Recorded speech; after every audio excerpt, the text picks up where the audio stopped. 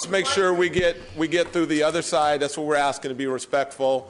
Josh, you were up, and then we'll hear from 30 minutes on the other side and get through the item. Good evening. My name is Richard Wake. I'm a current resident of Sacramento City Council, District 5. I'm a member of the Sacramento County Democratic Central Committee and the second longest tenured member in that committee. I'm going to say the exact same thing that I said 2 weeks ago. Even though that these city council seats are nonpartisan races, every single one of you up here is a registered Democrat that's at the mayor or the Sacramento City Council. Some of you have sat before our central committee and seeking our endorsement. I've personally sat on some of those interview panels.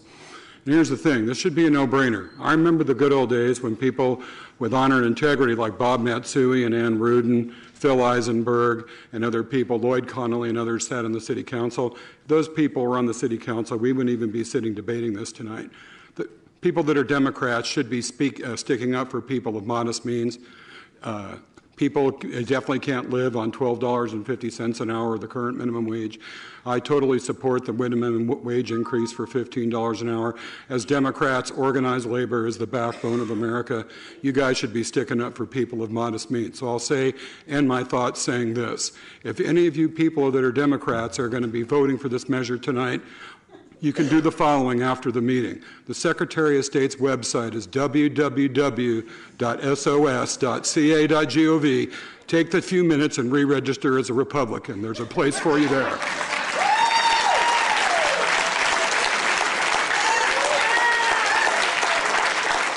It's a roll call vote to adopt the ordinance as amended. Pro Tem Ashby? No. Vice Mayor Warren? Aye. Member Harris? Aye. Hansen? No. Chenier? Aye. Guerra? No. Jennings? Aye. Carr? Aye. Mayor Johnson? Aye. Motion passes 6-3. All right. Thank you all very much for that. Thank you. What's our next item? Yeah, public comment. That's not on the agenda. All right. We are now on to our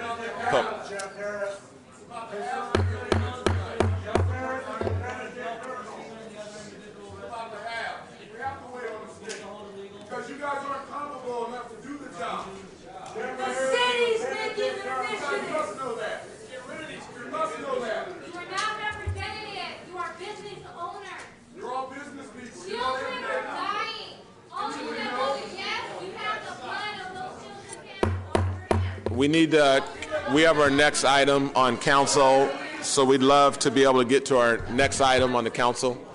It's council comment? So it's public comment for items not on the agenda, but we could do... All right, so we can do public comment and council comment, yeah. Okay. We could do whatever you want. Okay.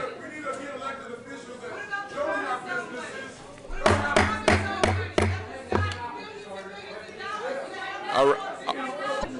Sorry. Right. You're up, Ms. Brown. Sorry about that. Yeah. Thank you for your comments, Mr. Hansen. I don't know when you guys can go to sleep at night. Go ahead, Ms. Brown. Okay. It's not a meeting. This is scary. Ms. Brown. Lorraine Brown. As a psychologist, I have observed our country going through a really trying, very difficult time in the last 25 years. A lot of you do not have the experience, the training, the chronological history that I have, because you're much younger. And as they said, a lot of the districts are much younger. We paid a big price. We paid a very big price to have a good community, have a quality country, to have, as Councilman Hansen said, to be able to have a democracy. I don't like the direction that we have gone in. It's really horrendous. And I personally have had so many losses. I want to say that we're not black, we're not white, we're not red, we're not yellow, we're Americans. And a foreign influence has come in to try to balkanize us and pit us against each other. And the problem is we lost jobs. They were outsourced. Who did that? By what authority? They took away our jobs. There are people that were making $60 an hour in tool and die 10 years ago. Well, the companies could not sustain that. The unions were responsible for them losing their jobs. I heard a union member earlier upstairs say it's not their job to help keep businesses here. It is their job to honor the people they serve by making sure they have jobs. I have, and my family, my grandfather was killed in 1936 for serving Indians in his dry goods store. My family has suffered. My brother was killed in his sheriff's car for trying to enforce the law. I have been attacked every day. I can't get medical. I can't get transportation. I can't make a goddamn phone call, excuse me.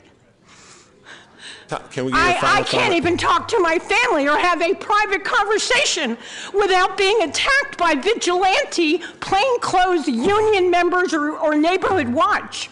That is reprehensible. Thank you. Delphine Brody. Delphine Brody. I don't see her, do you? Okay, Fago? Where did he go? Fago, you're up. Following Fago is David Andre.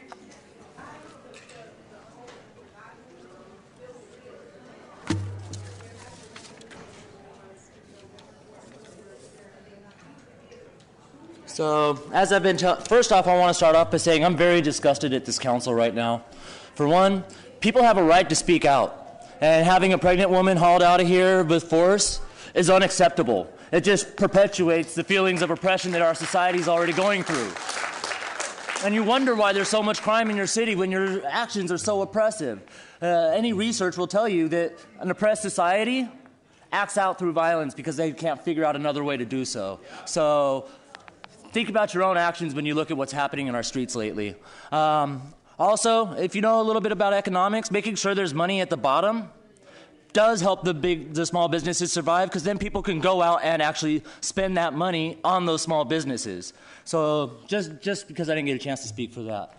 But so far as the camping ordinance, we've been here week after week telling you to repeal this ordinance. We told you we're going to be occupying December 8th. And we've also been diligently, wrong page, sending out a nice little endorsement letter. So we're gathering endorsement and steam from multiple different communities around Sacramento that feel the same way. They're tired of seeing their taxes wasted on criminalizing people that have no place else to go. They're tired of seeing a council that doesn't do anything about it, that doesn't show that they actually care, other than a few people doing some small things that show that at least they're hearing us, but the actual physical actions aren't happening. People are still being criminalized every night. People are still going to jail every night because they have no place else to go, and they can't afford a place to go. And this is coming out of our tax dollars. $7 million out of the $13.6 million this city spends on homelessness is on arresting people or sending them to the hospital, and only 19% on services. I think we need to reassess that, overturn the ordinance, and spend the money where it should be spent instead. Thank you. And by the way, Thanks, Fago. Kevin, please put away your Johnson. David Andre. Following David is Michelle. Hello, members of the council. I'm going to stay away from you guys' ethics problem. A lot of us are poor here in Sacramento. These wages need to be raised. Your vote today, I'm hoping that this is going to come back and some good's going to come out of it, and we can get a new wage thing going, some more meetings, and maybe move forward. But how Christina was treated and the other lady, that's not good. Let people speak. All over we've been hearing that. Let people let it out. She's not going to talk too long. She's not going to throw anything. She's very well behaved. We were having fun doing a chant. It blew off some steam. Now a lot of us have stress. Some of us who are homeless are going to have stress on the streets tonight, running around, wondering, is this city out to get us? You want to get rid of us, we're here. We're not leaving. We're the poor people. Treat us with respect. We're trying to show you respect. Thank you very much. Michelle.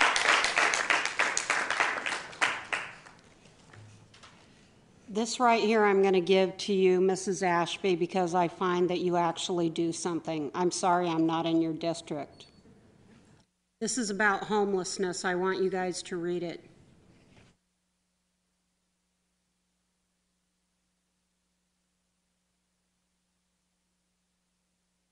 Now, my other issue is I'm tired of any law enforcement thinking anybody who was an informant that had sex with me can discredit me. That's not having sex. Using some, I can't say that, yeah, any bad guy to discredit me and badmouth me so that you guys can make me look bad. I'm not a whore, and I'm not any of these names. And I need these creeps connected to that Sac County Sheriff to leave me alone, and his name is Charles James Sorensen II, and he needs to quit bad-mouthing me and taking me to places so that I'm guilty by association, okay?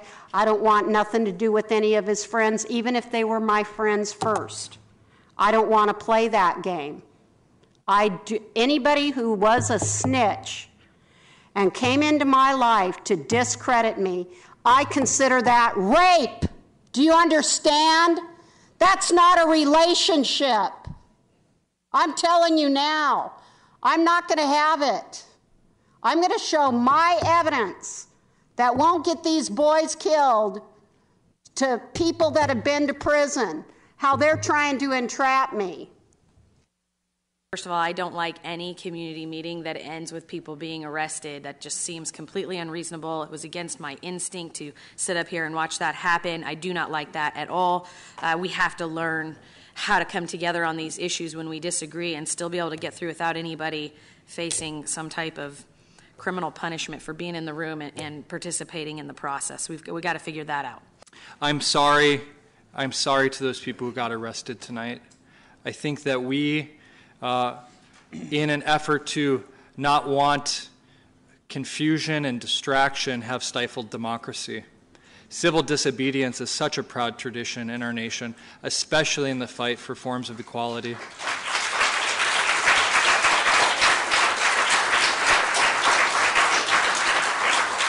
This proposal gives way too little and does it too slow. The idea of 2020 for businesses that have over 100 employees, 2020 is pretty far off. That will be potentially President Clinton's second term.